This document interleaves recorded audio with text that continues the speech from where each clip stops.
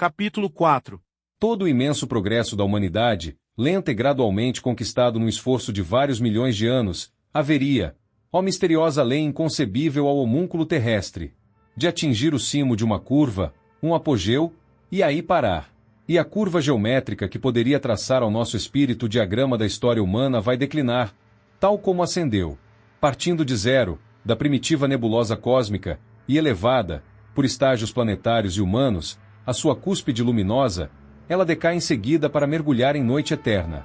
Sim, todo esse progresso, toda essa ciência, toda essa aventura e todas essas glórias deviam desfechar um dia no derradeiro sono, no silêncio e aniquilamento da sua própria história. Assim como nascerá, tiver um princípio, assim deveria a vida terrena morrer um dia, ter um fim. O sol da humanidade se levantara, outrora, em dilúculos de aurora, subira glorioso ao seu meridiano e ia baixar para diluir-se numa noite sem manhã. Por quê? Pois, todas essas glórias, lutas, conquistas, vaidades, uma vez que a luz e a vida estavam fadadas a perecer, mártires e apóstolos de todas as liberdades haviam derramado seu sangue para regar essa terra, também ela destinada a morrer. Tudo devia desaparecer e só ela, a morte, devia ficar como a última soberana do mundo. Já imaginastes, ao contemplar o cemitério de uma cidade, quão pequeno ele é para conter todas as gerações que tem engolfado no transcurso dos séculos?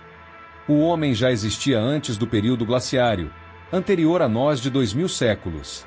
Sua ancianidade parece remontar a mais de 250 mil anos. A história escrita data de ontem. Encontrarão-se em Paris sílex talhados e polidos, atestantes da presença do homem nas margens do Sena, muito anterior à primeira origem histórica dos gauleses. Os parisienses do século XIX pisam um terreno sagrado por antepassados, velhos de mais de 10 milênios. Que resta de todos esses seres que formigaram nessa colmeia do mundo? Que é feito dos romanos, gregos, egípcios, asiáticos que reinaram por séculos e séculos? Onde os trilhões de homens que já viveram nesta crosta? Não há, deles, um punhado de cinzas, sequer. No conjunto da humanidade morre um homem por segundo, ou seja 86 mil por dia, nascendo igualmente outros tantos, ou melhor, um pouco mais. Esta estatística, deste século XIX, aplica-se a uma longa época, em si lhe aumentando a cifra proporcional ao tempo. O número de habitantes foi aumentando de período em período. Ao tempo de Alexandre haveria, talvez, uns milhões de criaturas na Terra. Nos fins do século XIX esse número acrescia-se de meio bilhão. No século 22 e 29, eram respectivamente de 2 e 3 bilhões, que chegariam a 10 no apogeu planetário. Daí por diante a população começou a diminuir. Dos inumeráveis corpos humanos formados na Terra, nada resta, tudo reverteu aos elementos para a formação de outros corpos. O céu sorri, o campo floresce, a morte ceifa. À medida que passam os dias, o que neles existiu resvala ao nada. Trabalhos, desgostos, alegrias e gozos, o tempo os engolfa, consome e extingue. As glórias passadas sucederam às ruínas presentes. No bojo da eternidade, tudo o que existia desapareceu. O mundo visível esvanece-se a cada momento. O real, o duradouro, é só o invisível. As condições da vida planetária haviam mudado lentamente. A água diminuíra. Seu vapor na atmosfera era o que ainda entretinha o calor e a vida e foi, afinal, a sua desaparição que acarretou o resfriamento e a morte. Se, desde agora, o vapor d'água desaparecesse da atmosfera, o calor solar seria incapaz de entreter a vida vegetal e animal, que, ao demais, não poderia subsistir, pois que os vegetais, como os animais, se compõem essencialmente de água. É também o vapor da água atmosférico que exerce a maior influência no regime térmico. Sem dúvida, parece insignificante e quase negligenciável essa quantidade de vapor, pois que oxigênio e azoto perfazem só por si 99,5 centésimos do ar respirável e que no meio centésimo restante encontram-se, além desse vapor, o ácido carbônico, o amoníaco e outras substâncias. Assim, não haverá mais que 1/4 de centésimo de vapor aquoso. Tomando em consideração os átomos que constituem o ar, o físico constata que, sobre 200 átomos de oxigênio e azoto, apenas se encontra um de vapor. Entretanto, esse átomo possui 80 vezes mais energia absorvente que os 200 outros. O calor radiante do Sol aquece a superfície terrestre depois de atravessar a atmosfera. As ondas caloríficas que emanam da Terra aquecida não vão perder-se no espaço, mas, antes, chocar-se com os átomos aquosos, num como teto protetor, que os capta e conserva em nosso planeta. Esta é uma das mais brilhantes e fecundas descobertas da física contemporânea. As moléculas de oxigênio e azoto, de ar seco, não impedem o desperdício de calor. Mas, como vimos de dizer, uma molécula de vapor aquoso tem energia 80 vezes mais absorvente que as 200 outras de vapor enxuto e, por consequência, tal molécula tem 1000 vezes mais potência, para conservar o calor, do que uma molécula de ar seco. É, pois, o vapor da água e não o ar propriamente dito, o que regula as condições da vida terrena. Se tirássemos a massa aérea que envolve a Terra o vapor d'água nela contido, dar-se-ia na superfície do solo um desperdício de calor semelhante ao que se dá nas grandes altitudes, onde a camada aérea não tem, mais que o vácuo, a propriedade de conservar o calor. E teríamos então um frio análogo ao existente na superfície da Lua. A crosta poderia aquecer-se ainda, diretamente, sob a ação do Sol, mas, mesmo durante o dia, o calor não seria conservado e, logo que posto o astro central, a Terra ficaria exposta ao frio ultraglacial do espaço, que se estima em 273 graus abaixo de zero. O mesmo é dizer que a vida vegetal, animal e humana tornar-se-ia impossível, se o não fosse, já então, pela ausência mesma da água. Sem dúvida devemos admitir que a água houvera sido, para todos os mundos do infinito, qual foi para o nosso, um elemento essencial da vida. A natureza não tem os seus poderes limitados pela esfera da observação humana. Devem existir, nos campos da imensidade limitada, miríades, milhões de sóis diferentes do nosso. Sistemas de mundos nos quais outras combinações químicas, outras substâncias, condições físicas, mecânicas e ambientais produziram seres absolutamente diversos de nós, com outros regimes de vida, dispondo doutros sentidos, incomparavelmente mais distanciados da nossa estrutura orgânica do que o molusco ou o peixe dos abismos oceânicos em relação às aves e às falenas.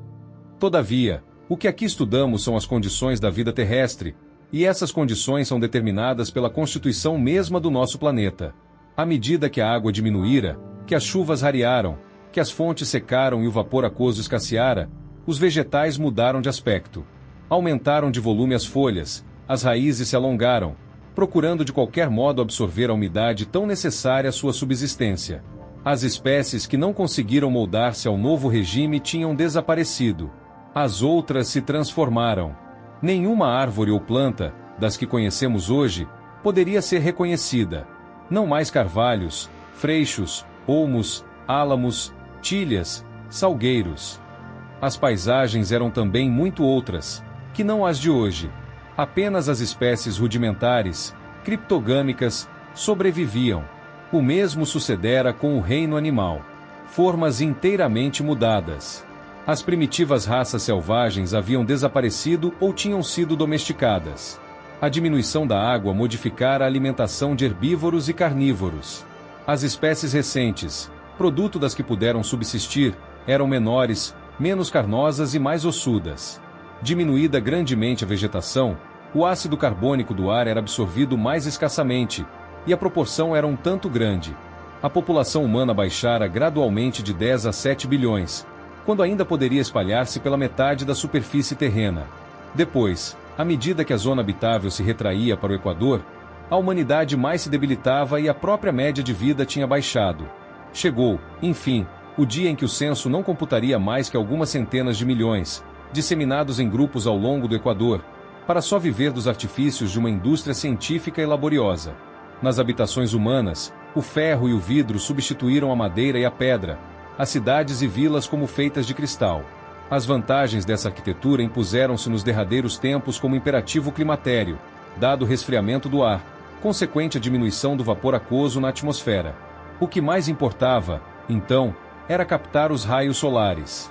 Por toda parte, grandes salas envidraçadas armazenavam o calor solar. Os antigos edifícios não passavam de ruínas abandonadas.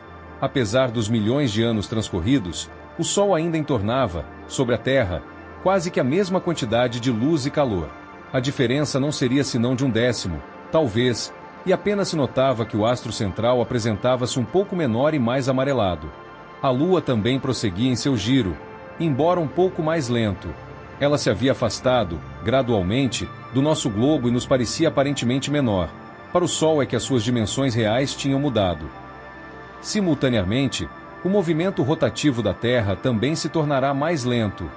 Este efeito tríplice, rotação mais demorada da Terra, afastamento da Lua e prolongamento do mês lunar, tinha se originado do atrito das marés, a operar mais ou menos como um freio. Se a Terra e a Lua durassem bastantemente, bem como os oceanos e as marés, poder-se-ia, pelo cálculo, prever o advento de uma época na qual a rotação do nosso globo seria tão lenta que acabaria por equivaler ao mês lunar e mesmo ultrapassá-lo, a ponto de não haver anos com mais de 5 dias e um quarto. A Terra apresentaria sempre, então, a mesma face à Lua.